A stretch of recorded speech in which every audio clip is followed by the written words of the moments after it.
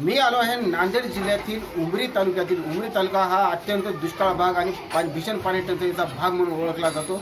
या उमरी तालुक्यातील शिंदी या गावामध्ये, शिंदी गाव हे नांदेडहून जवळपास 40 किलोमीटर अंतरावरती हे गाव वसलेलं आहे. या गावामध्ये प्रशासनाची जिल्हा परिषद शाळा या गावामध्ये मोठ्या प्रमाणामध्ये उभी टाकलेली आहे. या शाळेचं वैशिष्ट्य असं असते की या शाळेचं शिक्षक वृंद जे आहे तो शिक्षक विद्यार्थी घडवण्यासाठी आज रात्रंदिवस प्रयत्न करताना दिसत आहे. आत्ताची नवीन अशी माहिती आलेली आहे की या विद्यार्थ्यांचे 12 विद्यार्थी, नांदेड जिल्ह्यातील पहिली शाळा, या शाळेचे 12 विद्यार्थी शिष्यवृत्ती परीक्षेसाठी पास झालेले आहेत आणि त्यांची वर्णी त्या ठिकाणी लागलेली आहे. याचं संपूर्ण श्रेय या शाळेवरच्या शिक्षकांसाठी जाते. मी या शाळेमध्ये पोहोचलो आहे. आता आपल्या शाळेचे आपण काही व्हिज्युअल बघू शकता. या शाळेमध्ये एक तर डिजिटल शाळा झालेली आहे. यांच्याकडे शालेय पोषण आहाराचं अत्यंत उत्तम व्यवस्था इथले शिक्षक लोक करत. माझ्यासोबत या संस्थेचे अध्यक्ष आहेत, माफ करा अध्यक्ष आहेत. आपण अध्यक्षाची विचारूया की नेमका हा प्रकार आहे की काय. सर नमस्कार. नमस्कार. तुमच्या शाळेतले 12 विद्यार्थी शिष्यवृत्ती परीक्षेसाठी पास झाले. काय नेमकं तुमची शाळा डिजिटल आहे, विद्यार्थी तुमचे पास होत आहेत, तुमच्याकडे आणखी विद्यार्थ्यांची भरणा जास्त प्रमाणात वाढलेली आहे? 100% सर. काय असेल आमची विद्यार्थ्यांची या ठिकाणी उपस्थिती आहे ती शिक्षाची.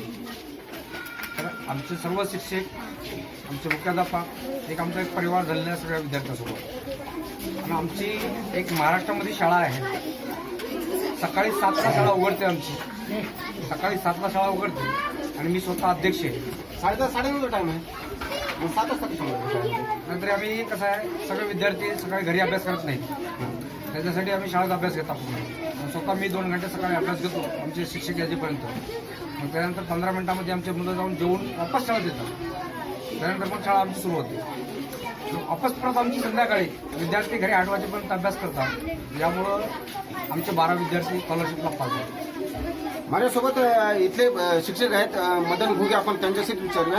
सर, तुमच्या शाळेतले 12 विद्यार्थी शिष्यवृत्तीसाठी पास झालेले आहेत आणि तुमची शाळा डिजिटल आहे. मग उद्देश तुमचा काय आहे? याचं श्रेय मी आमच्या शालेय व्यवस्थापन अध्यक्ष साहेबराव पाटील कुयड यांना जातं. आमच्या शाळेचे मुख्याध्यापक कदम सर अतिशय मेहनती आहेत. त्यांच्यामुळे त्यांनी शाळेची एवढी शिस्त लावलेली आहे आणि या परीक्षेसाठी आम्ही स्वतः खूप सर्व शिक्षकांनी प्रयत्न केले आहेत. या विद्यार्थ्याला जे श्रेय भेटतं त्यासाठी आम्ही सगळ्यांनी मेहनत केलेली आहे.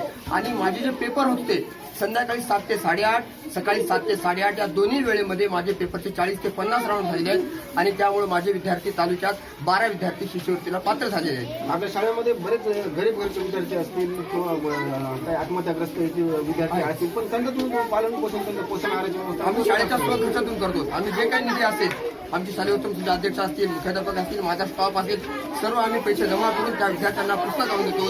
त्यांना जे काही लागेल ती मदत आम्ही शाळेच्या वतीने देत असतो. यांचं म्हणणं आहे की शाळेचे विद्यार्थी आहेत, त्या शाळेच्या विद्यार्थ्यासाठी यांनी रात्रंदिवस मेहनत करताना दिसत आहेत. ही शाळा डिजिटल उभी टाकलेली आहे. आता एवढंच बघायचं की नांदेड जिल्ह्यातील इतर जिल्हा परिषद शाळा आहेत, त्या शाळा या जिल्हा परिषद शाळा शिंदीचं नियोजन त्यांच्या पद्धतीनं त्या शाळेमध्ये नियोजन करतील का? मी एवढंच सांगू इच्छितो, है तेरे पास तेरी मर्दार का किस्सा, यहाँ तो रोज नए मकबरे बनाते हैं, तेरी चाल है बहती नदी की तरह जो पत्थरों का सीना तोड़कर रास्ता अपना बनाती है. Pradeep Ghuge, star Maharashtra news, Nanded.